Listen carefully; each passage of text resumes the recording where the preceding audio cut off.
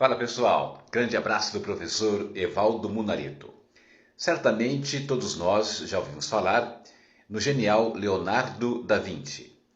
Quem foi esse personagem e principalmente em que época ele viveu? Da Vinci viveu há 500 anos atrás, na região da Itália, em um momento que o Ocidente chama de Renascimento Cultural, ou Renascença. E a primeira coisa sobre o Da Vinci que nos vem à cabeça é a sua múltipla performance em diversas áreas do conhecimento e do saber. Da Vinci foi artista plástico, filósofo, cientista, inventor, enfim, atuou nas mais diversas áreas. Mas por que isso? Eu gostaria de comentar aqui com vocês uma questão muito interessante lá do Renascimento. O Renascimento cultural, que alguns também chamam de Renascença, foi um movimento cultural de transição da Idade Média para a Idade Moderna. Foi uma época muito especial na história da Europa e do Ocidente. Esse movimento chamado Renascimento durou cerca de 200 anos, aproximadamente entre os anos 1400 e 1600.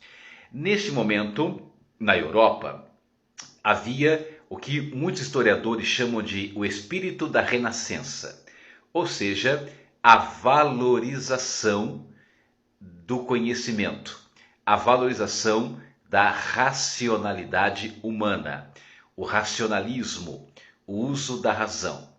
Acreditava-se que cada ser humano seria capaz de aprender tudo se realmente quisesse. Era o momento do antropocentrismo.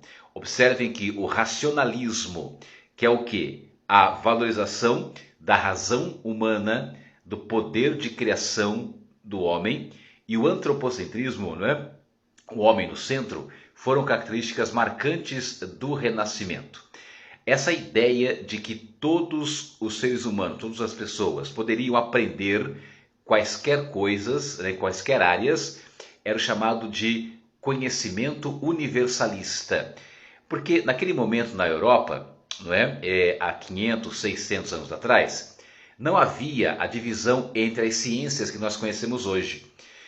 Hoje, por exemplo, a pessoa é física, ou ela é matemática, ou ela é química, ou ela é filósofa, ou bióloga, enfim, há uma especialização aqui no Ocidente de cada área do conhecimento. Essa divisão do conhecimento veio do século XIX, de uns 150 anos atrás. Mas, lá na época do Renascimento, há 500, 600 anos atrás, não havia essa especialização do conhecimento. Não havia essa fragmentação das áreas do saber. Então, as pessoas pesquisavam, digamos, tudo ao mesmo tempo. Né? E o Da Vinci é o grande ícone, é a figura mais emblemática desse contexto, dessa conjuntura. Por isso, então, quando se fala em renascimento cultural, é sempre importante lembrar que é uma época de novos pensamentos, uma época de descobertas, tanto é que, simultaneamente ao Renascimento, ali entre os anos 1400 e 1600, também ocorria a expansão marítima europeia, em que Portugal, Espanha, França e outros países europeus estavam navegando pelos oceanos, descobrindo novos povos, novos continentes e novas culturas. Então é muito fascinante perceber e destacar muito essas três fortes características do movimento renascentista. Para nós recapitularmos aqui, primeira característica, o racionalismo, a racionalidade humana. O homem é um ser dotado de razão e, portanto, capaz de criar sempre coisas novas, de inovar.